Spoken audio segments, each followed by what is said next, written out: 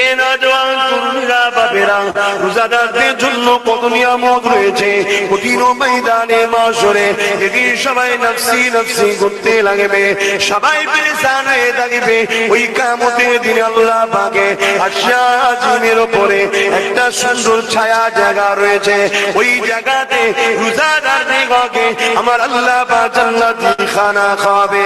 ফেরেশতারা দেখে অবাক হয়ে যাবে, ও আমার আল্লাহ পাক ইরা কারা দিনেতে বিচারে সবাই নফসি নফসি করছে, এদেরকে আপনি জান্নাতি খানা খাওয়াতেছেন।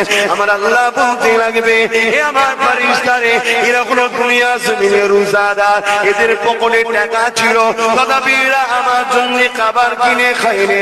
এদের ঘরে খাবার ছিল তথাপি আমার খুশির জন্য দিনের বেলা খাইনে।